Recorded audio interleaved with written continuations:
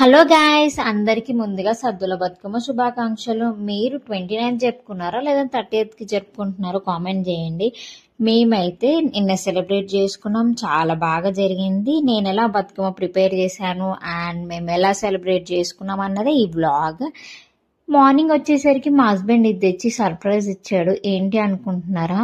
ఇది దేనికి అంటే బతుకమ్మ మధ్యలో కడుపులో మనం ఆకు వేస్తాం కదా, దాని గురించి తీసుకొని వచ్చాడు. నేను అసలు ఏం చెప్పలేదు, బట్ ఆయనకు తెలుసు ఇది అవసరం పడుతుంది నాకు అన్నట్టుగా తీసుకొని వచ్చి ఇంకా ఆఫీస్కి అయితే వెళ్ళిపోయాడు. నేను అసలు ఏ విషయం చెప్పనే లేదు. అదే కదా హస్బెండ్కి అన్న అర్థమైపోతాయి కదా మనం ఏది చెప్పకున్నా. సో ఇదంతా నేనేం చేస్తున్నా అంటే అన్నీ తీసి పెట్టేసుకుంటున్నా. ఇంకా ఆ లోపు త్రాకి తినిపించిన తర్వాత వాడిని ఆడిపిస్తూ ఇదైతే చేసేస్తున్నా. ఇంకా దైవిక్కి తినిపించాలి, త్రాకి మళ్ళీ లంచ్ ప్రిపేర్ చేసి తినిపించాలి, ఇవన్నీ ఉంటుంది. కానీ ఇవన్నిటికంటే ముందు నేను ఫస్ట్ ఫ్రెష్ అయిపోవాలి పిల్లల్ని, అండ్ నేను ఫ్రెష్ అయిపోయి లంచ్ కూడా నేను తినేసాను. ఎందుకంటే తినకుండా ఉపవాసం పెట్టుకొని నేను చెయ్యొచ్చు, కానీ ఇప్పుడు నేను బ్రెస్ట్ ఫీడింగ్ కాబట్టి అసలు ఇలాంటివి అయితే నేను ఏవి పెట్టుకోవట్లేను ఫాస్టింగ్. సో పాపం మా ఆయన వానలో నిన్నైతే ఈ పూలన్నీ తీసుకొని వచ్చాడు, ఏవి కనిపిస్తే అవి తీసుకొని వచ్చాడు. ఇంకా మనం లేడీస్ అంటే అక్కడ ఇక్కడ అని తిరిగి ఇది చూసి రేట్ చూసి ఇలా తీసుకొస్తాం. బట్ మగవాళ్ళు ఎలా తెస్తారు, ఇంకా ఏది కనిపిస్తే అది తీసుకొని వచ్చాడు. ఉన్న వాటితోనే నేనైతే బతుకమ్మ పేరుద్దామని అనుకుంటున్నా. ఎందుకో ఏమో మా త్రయ అయితే అస్సలు కోఆపరేట్ చేయలేదు, ఫుల్గా ఏడుస్తూనే ఉన్నాడు. లేదు అంటే ఎత్తుకొనే కూర్చోమంటున్నాడు, కంటిన్యూగా ఎత్తుకొని కూర్చోవాలంటే బతుకమ్మ ఎట్లా పేరుస్తాం? మెయిన్గా వచ్చేసి పూలల్లో, బంతి పూలల్లో కానీ వీటిలల్లో చిన్న చిన్న పురుగులు వచ్చే ఛాన్స్ ఉంటుంది. అవి మనకి కనిపించవు, చాలా చిన్నగా ఉంటాయి. ఇంకా వాడిని ఒళ్ళో పెట్టుకొని చూడకుండా చోలోకో లేకపోతే డ్రెస్ లోపలికి వెళ్ళిపోతే ప్రాబ్లం అన్నట్టుగా వాడిని ఇంకా సాపలో వేసి ఆడిపిస్తూ ఉన్నాడు దైవిక్. నేను కూడా ఇంకా కంటిన్యూగా మాట్లాడుతూ ఉన్నా కాబట్టి వాడు కూడా ఎంటర్టైన్ అవుతా ఉంటాడు. ఇంకా దైవిక్ వచ్చేసి టీవీ కొంచెం సేపు చూడడం, కొంచెంసేపు ఆడుకోవడం, వాళ్ళ తమ్ముడిని ఆడిపించడం, ఇది వాడి డ్యూటీ అనమాట. ఇంకా నేను వచ్చేసి బతుకమ్మ అయితే పేరుస్తున్నా. ఫస్ట్ గుమ్మడాకు ఉంటుంది, అది పెట్టేసి అయితే చేస్తున్నా. ఇంకా ఆడపిల్లలు ఉన్న వాళ్ళకైతే చాలా మంచి పెద్ద ఫెస్టివల్ అనిపిస్తుంది, ఎందుకంటే వాళ్ళకి రెడీ చేయాలి ఇవన్నీ ఉంటాయి కాబట్టి. ఇక మగపిల్లలే కాబట్టి అంత రెడీ చేసేది ఏముండదు కాబట్టి వాళ్ళని పక్కన కూర్చోబెట్టి చేయించేసుకుంటున్నా. దైవికే బొట్టు పెట్టి, ఇంకా నాకు ఎలా అంటే జెండర్ డిఫరెన్స్ అని నేనేం చూడను, బట్ ఎవరైనా కూడా అన్ని సాంప్రదాయాలు తెలియాలి, అన్ని గురించి తెలియాలి అన్నదే నా ఇంటెన్షన్. దైవిక్ ఏంటంటే కొన్ని టైమ్స్ కోఆపరేట్ చేస్తాడు, కొన్ని టైమ్స్ అసలు క్రాంకీ అయిపోతాడు. బట్ ఎనీవేస్ వాళ్ళ తమ్ముడిని అయితే మంచిగా ఆడిపిస్తున్నాడు, అది చాలు నాకు మెయిన్గా. మీరు ఎంత పెద్ద బతుకమ్మ చేశారు, లేదంటే అన్ని ఫ్లవర్స్ దొరికాయా? ఇప్పుడు ఇంకా చాలా మంది ఏంటంటే ఈ ఒకరిని చూసి ఒకరు పెద్ద పెద్ద బతుకమ్మలు ప్రిపేర్ చేస్తున్నారు కదా, బట్ నాకు అలా ఏమి ఉండదు. నేను సింపుల్గా నాకు తోచినంతగా ఉన్న ఫ్లవర్స్ అయితే ప్రిపేర్ చేసా. మెయిన్గా మా త్రాక్షని పట్టుకొని చేయడమే చాలా కష్టం, ఎందుకంటే ఈ వీడియోలో మీరు చూస్తే ఎంత సింపుల్గా అనిపించవచ్చు మీకు, కానీ పక్కన ఎంత స్ట్రగుల్ ఉంటుందో నాకు మాత్రమే తెలుసు. ఎందుకంటే కంటిన్యూగా వాడు ఏడవడం, లేదు అంటే వాడిని దగ్గరికి వెళ్ళి కొన్ని మళ్ళీ ఫీడ్ చేసి మళ్ళీ రావడం, అది ఇది టాయ్స్ చూపియడము, ఆడిపియడము, కంటిన్యూగా మాట్లాడడము, అండ్ దైవిక్ కూడా ఏదైనా లైక్ బిస్కెట్ ఏదైనా తినడం, ఇట్లా అక్కడంతా మెస్ చేయడం, మళ్ళీ దాన్ని పక్కన జరిపేసి. అంటే ఎట్లా అంటే చిన్న చిన్న ఏమైనా ఉంటే నోట్లో పెట్టుకునే ఛాన్స్ ఉంటుంది కాబట్టి నేను దైవిక్ చాలా వరకు అక్కడ ఏవి లేకుండానే చేస్తాం. కానీ సమ్టైమ్స్ ఏదైనా పోతేమో అని భయంతోనే నేను వాడి మీదనే ఉంటాయి నా కళ్ళంతా కూడా. ఇప్పుడు దైవిక్ అంటే పెద్ద బాబు కాబట్టి వాడికి ఏం కాదు, ఇంకా చిన్నోడు కాబట్టి వాడు ఏది నోట్లో పెట్టుకున్నా చాలా డేంజర్ అయిపోతుంది. సో నేను ఇలా అయితే ఇంక వాడిని చూసుకుంటూ మాట్లాడుకుంటూ ఇంకా బతుకమ్మ అయితే పేరుస్తున్నా. మీలో ఎంతమంది ఇది అగ్రి అవుతారో చెప్పండి. బతుకమ్మకి బంతి పువ్వు లేకుండా అసలు బతుకమ్మ అనేది ఉండదు నాకు తెలిసి. ఫస్ట్ ఆఫ్ ఆల్ ఈ బంతిపూల వల్లనే బతుకమ్మ హైట్ పెరుగుతుంది అండ్ చూడ్డానికి లుక్ ఉంటుంది, అంటే వైడ్గా కనిపిస్తుంది అని నాకు అనిపిస్తుంది. ఎవరైనా ఏ బతుకమ్మలోనైనా ఒక బంతిపూ లేని బతుకమ్మ అనేదే ఉండదు. ఇది నాకే ఇట్లా అనిపిస్తుందా, మీకు కూడా ఇలానే అనిపిస్తుందా అన్నది కామెంట్ చేయండి. నేనైతే త్రయాతోనైతే చాలా అంటే చాలా స్ట్రగుల్ అనిపించింది నిన్న ఒక్క రోజు నాకైతే.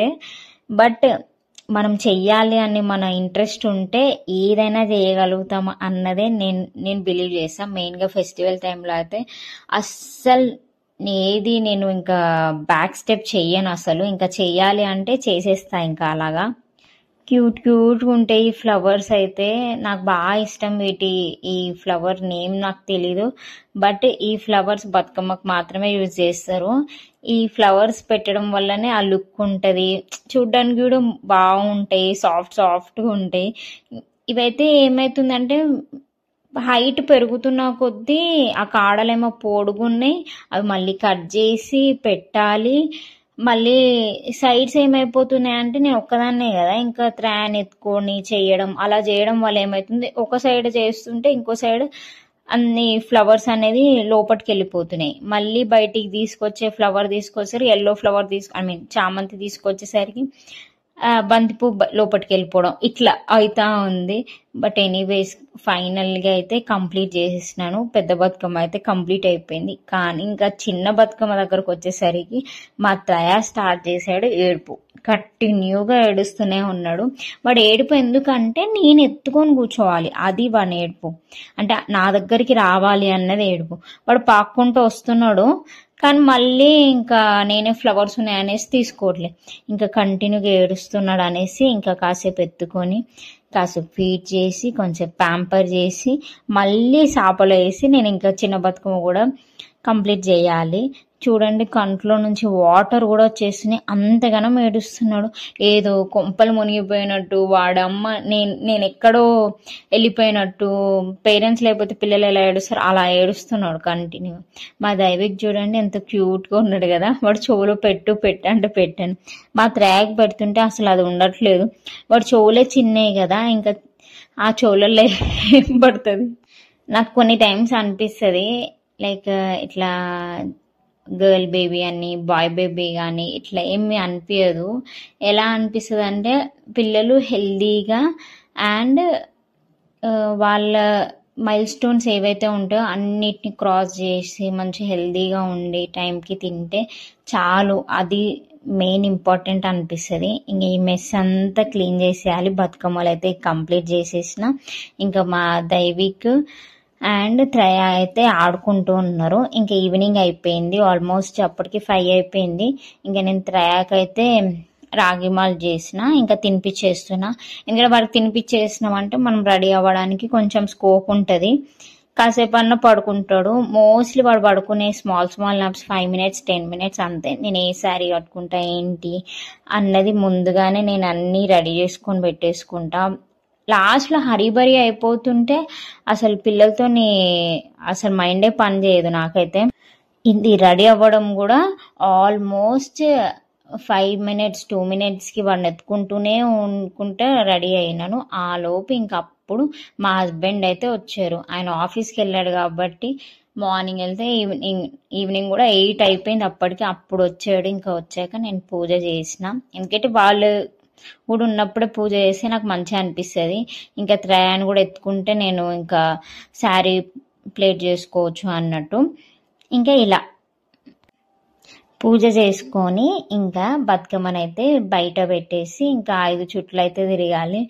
నేను దైవికే చాలా అంటే వాడు ప్రతి దాంట్లో ఇన్వాల్వ్మెంట్ నాకు బాగా నచ్చుతుంది. కానీ కొన్ని టైమ్స్ అసలు ఇన్వాల్వ్ అవ్వడు, బట్ ఇన్వాల్వ్ చేయడమే కరెక్ట్ అనిపిస్తుంది. నేను ఇలా చేశాను బతుకమ్మ, మీకు ఎలా అనిపించిందో కామెంట్ చేయండి. నాకు వచ్చినట్టుగా పిల్లలతో ఎత్తుకొని ఇలా అయితే చేశాను. ఇంకా పెద్ద చేయాలంటే అంత చాలా టైం పడుతుంది, ఇంకా పిల్లలతోనైతే కొంచెం ఇబ్బందే. ఇంకా మా దైవిక్ చూడండి ఎంత క్యూట్గా నేను ఆడుతుంటే వాడు కూడా యాడప్ అయిపోయాడు. వాడు కంటిన్యూగా కింద సౌండ్స్ వస్తున్నాయి, పోదాంపా అని అంటూనే ఉన్నాడు. అంటే ఆడాలి, ఇట్లా ఆడతారు కదా అన్నట్టుగా, స్టిక్స్తో ఆడతారు కదా అన్న ఎగ్జైట్మెంట్ అంతే. ఈ టైంలో గర్ల్ బేబీ లేదు కదా అన్నది ఒక్క 1% అనిపిస్తుంది అంతే. నాకు తర్వాతకి ఇంకేం అనిపించదు. ఇంకా కిందకి వెళ్ళిపోయి అందరం కలిసి ఇంకా బతుకమ్మ ఆడాలి. ఈసారి అయితే చాలా లేట్ అయిపోయింది నాకు ఇంట్లో, ఎందుకంటే మా హస్బెండ్ ఆఫీస్ నుంచి రావాలి కాబట్టి ఇలా లేట్ అయిపోయి ఇంకా కిందికి అయితే వెళ్ళిపోయినాం.